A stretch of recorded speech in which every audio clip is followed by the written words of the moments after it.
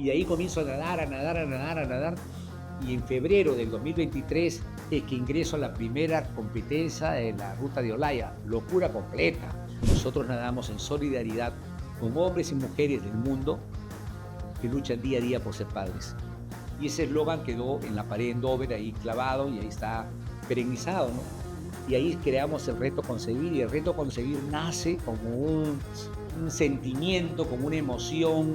No es una ONG, simplemente es Reto Concebir, es el reto de hacer este tipo de cosas, ¿no? En este capítulo les hablaré de todo lo que son mi parte deportiva, el amor que siento por la natación de aguas abiertas, algunas de las experiencias que hemos tenido, la razón de nuestro Reto Concebir, la cual seguimos alimentando día a día, y entendiendo que la única forma de vivir en paz es nadar en aguas abiertas haciendo una meditación en movimiento. Bueno, hablar de la parte deportiva tiene sus etapas definitivamente, ¿no?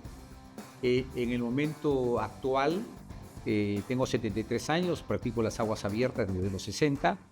Y sí, definitivamente somos un referente nacional e internacional en este tipo de deportes, pero todo tiene una historia y acá viene lo que yo les voy a comentar. Yo empecé a nadar cuando tenía 7, 8 años aproximadamente, cuando estaba en el colegio. Estudiaba en el Colegio Maristas en Huacho y entrenaba en el club tenis. Y nado yo casi hasta los 14 años, pero era un entrenamiento competitivo de tal manera de que nosotros nos levantamos a las 5:30, entrenábamos hasta las 7:30 de la mañana, un cuarto para las 8, porque a las 8 entrábamos al colegio hasta las 12. A las 12 salíamos, en mi época estudiábamos en 2 turnos, y de 12 a 2 de la tarde hacíamos natación.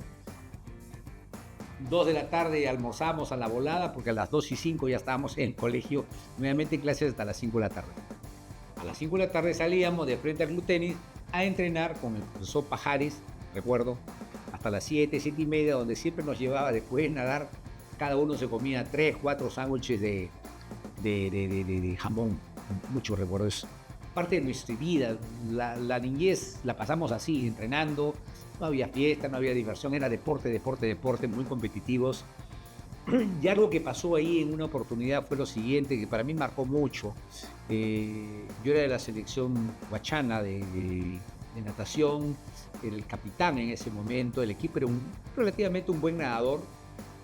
Mi papá era presidente del club y teníamos el entrenador que era muy estricto. Y un buen día me tiré la pera, pero mi error no fue tirarme la pera, mi error fue ir ese día a los entrenamientos.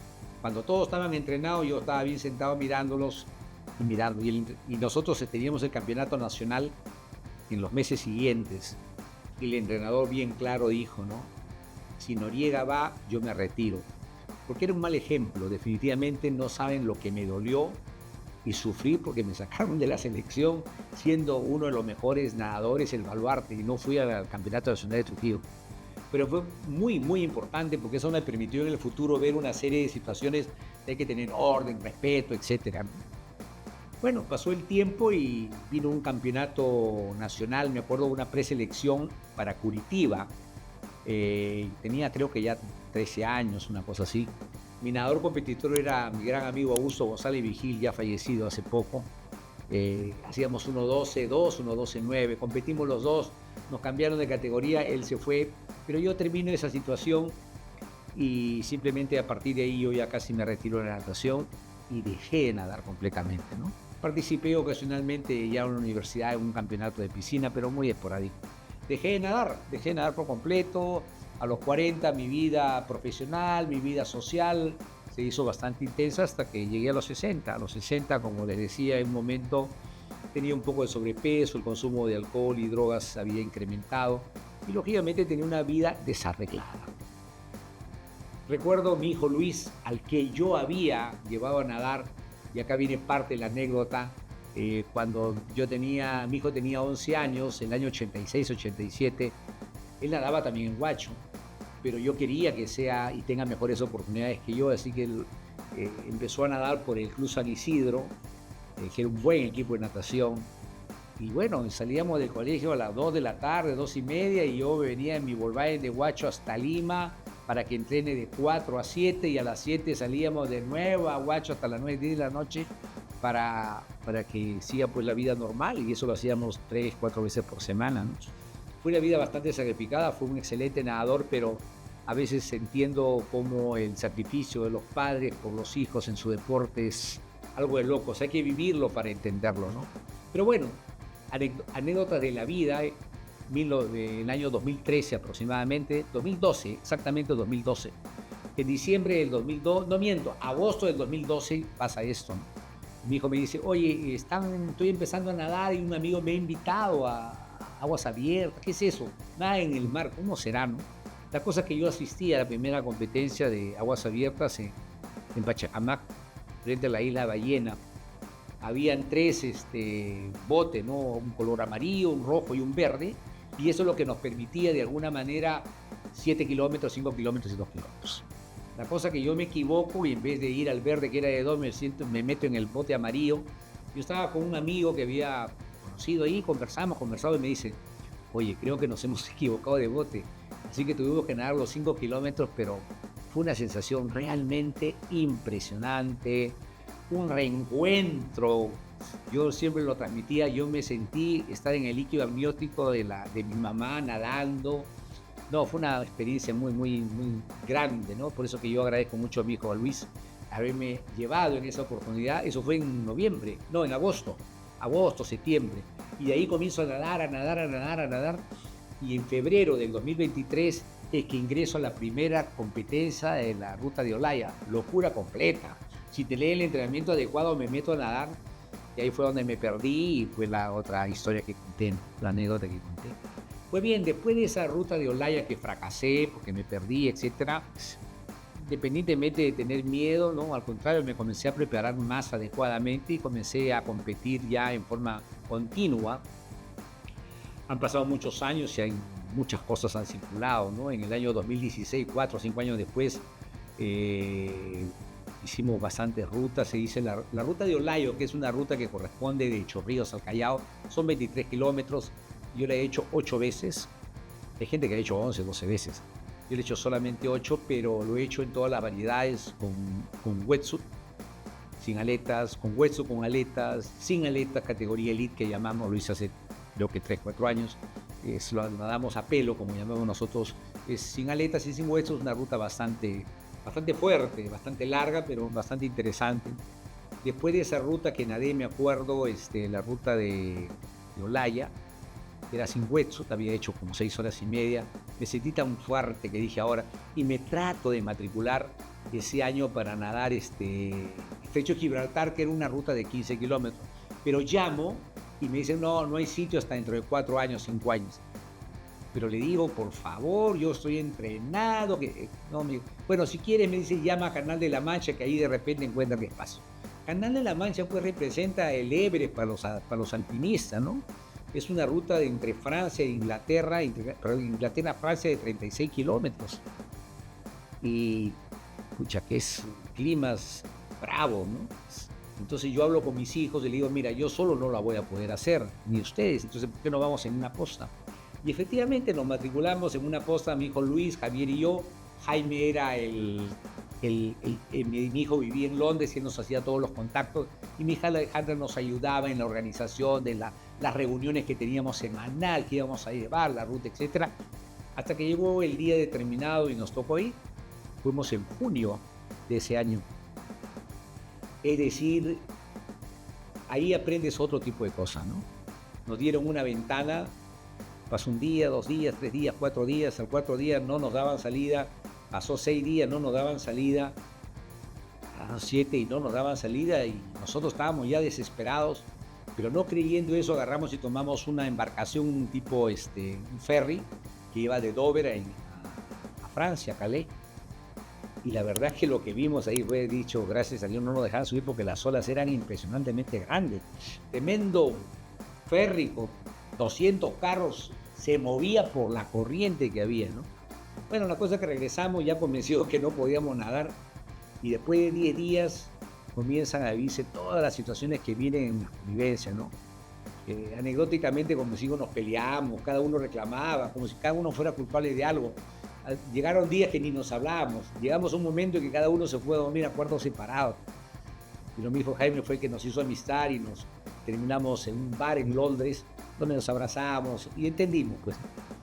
Pero lo vinimos, como decían, no derrotados, sino un poco decepcionados de no haber podido nadar. Estábamos muy bien entrenados. Para estos entrenamientos nosotros nos íbamos a Isla Palomino, que es atrás de la isla San Lorenzo. Íbamos a las 4:30 de la mañana y nadamos con lobos. Y el dron que se acercaba a los lobos se metían al mar. No eran 100, eran miles de lobos. Y después acercarnos poco a poco a los lobos y después ya comenzar a nadar con los 4, 5, 6, 8 lobos chicos al costado y el lobo, el macho alfa atrás cuidando, la madre cuidando. En cualquier momento nos pueden dar un zarpazo, ¿no? Pero son elementos importantes que nos ayudan a entender. Cuando quieres un objetivo tienes que prepararte, tienes que aprender. Atrás en la parte de la isla Palomino, tú estás en un sitio determinado y por las corrientes puedes estar media hora nadando y no avanzas más que 1 metro, porque es la corriente la que te impide. Entonces, ese tipo de preparación hicimos. Después nos exigían ir a una agua muy helada y lo único que teníamos el agua Titicaca. Así que tuvimos que viajar al Puno, estuvimos 2 horas en el agua Titicaca, aguantando la temperatura que era bastante fría, la certificaron y todo eso sirvió de elemento para que nos aceptaran en esta ruta, ¿no?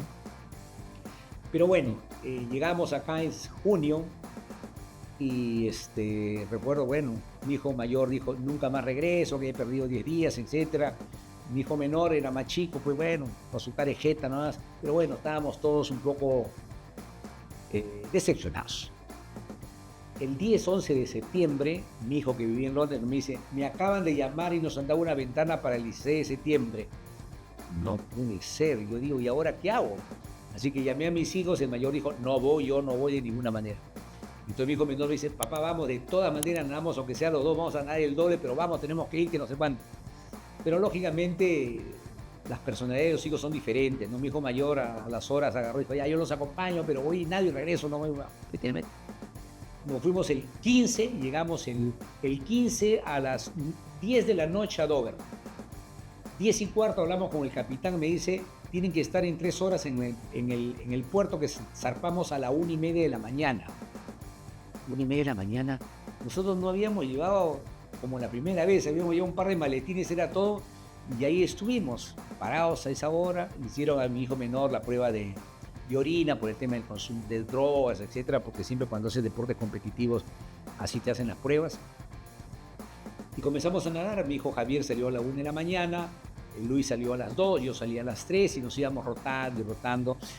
Habíamos contratado, recuerdo, un periodista, un fotógrafo de la CB Londres, que nos iba a hacer un video completamente de toda la ruta, ¿no? Lógicamente, a las 5 de la mañana el tipo está borracho completamente del mareo, los botes se levantan 6-7 metros y bajan, y más sufre el que está en el bote que el que está nadando. Era una cosa increíble. Y el tipo, el capitán, nos dice, no, bueno, lamentablemente, si hay que regresar la embarcación por cualquiera de los nadadores o el apoyo, se cancela la prueba.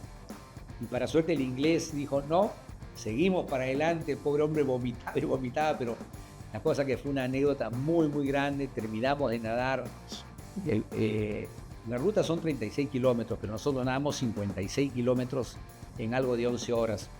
Porque siempre tienes que nadar a favor y en contra de la corriente, entonces hay una serie de zigzags que uno tiene que hacerlo, ¿no? Bueno, la cosa que regresamos, lloramos de emoción cuando llegó mi hijo. Lo importante era llegar, era el grupo que llegó, ¿no? Bandera peruana, nosotros somos de Club Regata, bandera de Club Regatas, todo muy, muy emocionante. Pero llegamos callados todos porque no nos dábamos cuenta de lo que habíamos hecho. O sea, fue tan rápido todo que no tuvimos tiempo. La emoción inicial de 3 meses atrás no era la misma ahora. Habíamos terminado de nadar Canal de la Mancha. Después del señor Daniel Carpio no había nadie que no haya realizado. Éramos los primeros, en posta, por supuesto, pero lo habíamos hecho. Yo lo había hecho con mis 2 hijos, que era una cosa anecdótica. Porque una de las anécdotas más grandes y satisfactorias del deporte es practicarlo con tus hijos. Y cuando tienes algo que es anecdótico, es muy importante. Bueno, llegamos del bote y nos dicen, vayan al bar, no me acuerdo, que es emblemáticamente es el bar donde van todos los nadadores. Y ahí en la pared hay que escribir algo, ¿no? Y ahí viene la parte importante y filosófica que le doy al valor de Jaime, que es mi otro hijo. Él actualmente vive en Bali. Y me dijo, bueno, ¿y ustedes por qué nada? ¿Quieren una medalla? ¿Quieren aplausos? ¿Quieren reconocimiento? ¿Quieren que le den una corona? ¿Qué quieren ustedes? Ustedes tienen que nadar por un propósito de vida. Y ahí en la conversación dijimos, ¿no? Porque el tipo nos dio el lapicero, el plumón para escribir en la pared, pero no sabíamos qué escribir. Entonces, los tres somos ginecólogos, estamos en el área de fertilidad y la analogía que habíamos vivido era muy real, ¿no? Mujeres que vienen a embarazar fracasan, mujeres que vienen a embarazar gastan su plata, gastan su dinero, sus ilusiones, su expectativa y no funciona, ni siquiera le dan la partida, en fin. Entonces salió eso, ¿no? Nosotros nadamos en solidaridad con hombres y mujeres del mundo que luchan día a día por ser padres. Y ese eslogan quedó en la pared en Dover, ahí clavado, y ahí está perennizado, ¿no? Y ahí creamos el reto concebir, y el reto concebir nace como un sentimiento, como una emoción. No es una ONG, simplemente es reto concebir, es el reto de hacer este tipo de cosas, ¿no? Cosas que de alguna manera son importantes para las personas. En ese momento pretendimos que por cada kilómetro que nadamos asignábamos $, para que los pacientes hagan fertilidad, pero la cosa que era imposible, es inmanejable, porque tanta gente que quiere que no alcanza todo el dinero que puedes hacerlo. Hay una de las preguntas que mucha gente nos hace, ¿no? ¿Por qué matarse nadando sin huesos? ¿Por qué nadar sin aletas, sin huesos, a las 5, 6, 7 de la mañana matándose de frío? Yo lo primero, cuando empecé a nadar aguas abiertas hace muchos años, sentí que estaba en la barriga de mi madre. Para mí nadar en el mar es encontrarme en esa naturaleza inmensa que es el mar, donde entras en un estado realmente de meditación. Tu pensamiento no es nada del mundo. Tu pensamiento está simplemente en que no venga un animal, que no te choques con algo, y tu cuerpo va fluyendo con naturalidad hasta que llega un momento en que nada es en automático. Pero la energía que se siente, la paz interior, es decir, yo no lo puedo describir realmente, ¿no? Pero es una paz impresionantemente de tranquilidad. Todo el resto es silencio, eres tú y el mar. Para mí es una de las formas de terapia más importantes en la vida. O sea, tú puedes tener meditación, puedes tener el encuentro con el yo interior, puedes tener 50.000 formas de encontrarte a ti mismo. Yo en el mar, no solamente la vida es más sabrosa, ¿no? En el mar, cuando uno hace este tipo de natación de aguas abiertas, es una sensación realmente espectacular. Yo he conversado con nadadores como con Collazos y Olores, que son nadadores los más experimentados que tenemos en el país, y es muy similar, ¿no? Son sensaciones que cuando pasan la barrera de las 6, 7, 8 horas adentro, es la inmensidad emocional que uno siente diferente. El cuerpo puede estar muerto, machaqueado, pero tu espíritu está por encima de todo. Como dice, estoy por encima de las circunstancias, estoy encima del dolor, estás por encima de todo. Y es una parte importante. Entonces, el nadarlo, yo lo nado tantos años lo nado en aguas abiertas, que para mí es mi hábitat normal y natural, ¿no? Si algún día tuviera que huir, me iría al mar. Y si algún día muriera, quisiera morir en el mar. Y si algún día quisiera que alguien me recuerde nadando. No se olviden de suscribirse en mi canal de YouTube y seguirme en todas mis plataformas digitales.